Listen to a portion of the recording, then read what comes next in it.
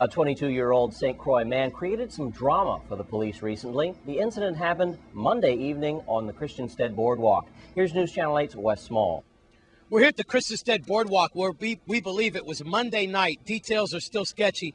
What we have is a 22-year-old male Caucasian. His name is Baldwin Brandon. He's been charged with burglary in the third degree, also damaging the rear passenger door of a police car, and stealing a fishing rod off a marine vessel. Here's what happened.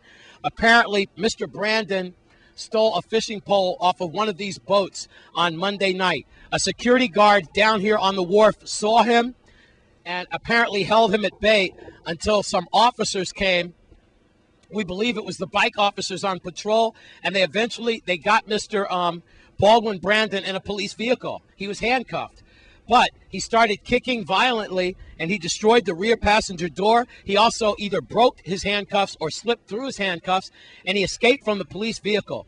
He was then apprehended a short time later, where he is now facing these various charges that I've described. So he is now in custody. Again, male Caucasian, 22 years old, and his name is Baldwin Brandon. That's all the information we have here on the Christiansted Wharf. I'm Wes Small for News Channel 8. Thanks, Wes Small. And a tribute to the victims of 9/11. That's up next on News Channel 8. Stay with us.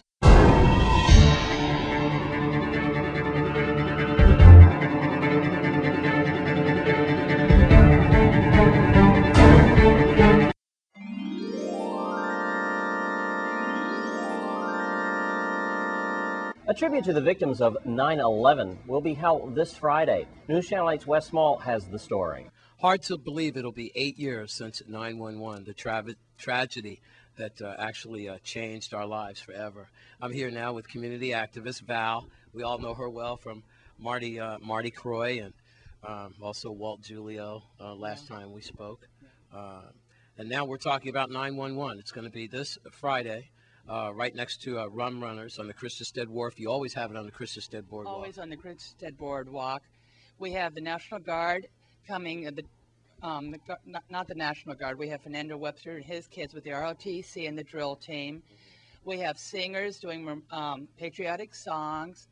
We're going to have speeches because people can't let this be forgotten. We have terrorism on the island as we speak now, and we can't forget those people that died. 800 people at one shot.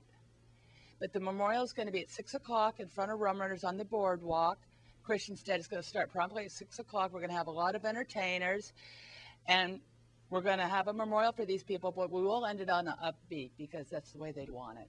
Yes. Let's not forget our victims of 9/11. Yeah, and before we get into Adopt a Soldier and about the services and so forth, we want to remind you that we did feel a lot of it locally. There were parents here that I remember a lady in Frederickstead the day after it happened that her son had been working up in the World Trade Center as an air conditioning specialist. These people still feel it directly. We got hit that day, and our lives will never be the same. Every time we go to the airport and go through security, everything we do, Homeland Security, our lives have been touched with this. Now, Val, again, there's going to be denominations. Everyone will be getting taken care of. There will be different services for everyone. Right. We'll have a prayer with all the denominations from the Muslim, Jewish, Catholic, non-denominational. We'll have a prayer, and we're going to make it so we have peace on earth. Yeah, and that's great. And also the Adopt a Soldier.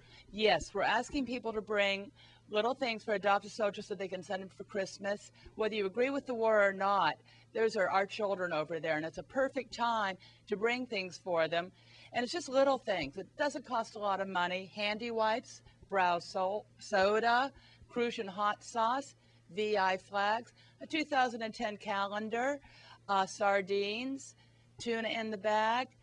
But, come and bring a little bit of home to send to our soldiers in Iraq and Afghanistan. That makes a lot of sense, and that has to keep the morale up, that they get even some newspapers from home, something, pictures of their loved ones and what's going on, because they miss St. Croix, they miss the Virgin Islands. That's good. Yes, and a little bit of home is always good, and also they share with other people, so they're also giving people a piece of our culture, too. Culture sharing. Culture sharing, and it's a perfect time to blend both of them together.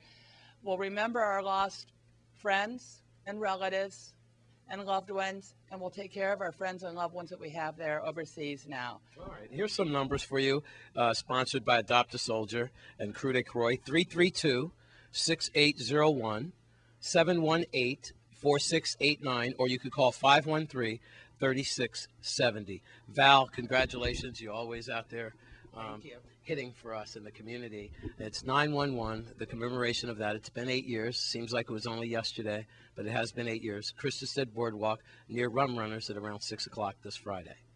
I'm Wes Small for News Channel 8. Earlier today, Governor John DeYoung Jr. was on hand for the dedication of the Frederiksted Clock Tower. Let's take a look. Good morning to Reverend Thompson and Reverend Williams, to Mr. McBean and to the family, to Senator Richards and to everyone that is here this morning. It is clear that to go into the history of what we heard is not something that I need to do, because I believe that that was done through the reading of the proclamation by Senator Richards, and then the eloquence of Mr. McBean is not something that I by any means could catch or even give homage to. But what I would like to say is that today, if you consider that to be approved in 2003, to now then be dedicated in 2009, I think shows a continuity of government and a recognition of respect that this community understands, and at the same time is so important.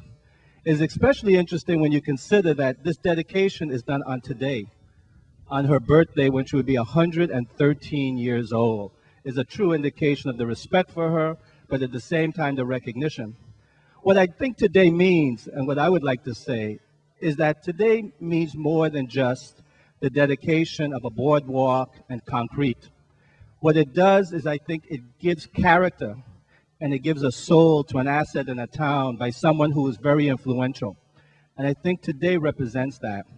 If you put it in a context that this individual, Mrs. McBean, was born in 1996 and died, 1886, and died 105 years later, you recognize from Danish ownership to U.S. ownership, from not the ability to vote to the ability to vote, from naval governors to appointed governors, finally to an elected governor, from rotary phones to digital phones. But at the same time, it represents what I think we need so often here and so important, is that people in our community, particularly our young people, need to have a sense of history. And they need to understand from whence we come, and most importantly, where we're going. As this pier becomes more popular, many people will walk off that cruise ship dock, see that clock, see this area, and they'll ask who it is. And someone will tell them, someone will give the richness of that history. But for those of us that live here, particularly those of us that live in Frederiksted, I think it is important that we also understand why we did what we did.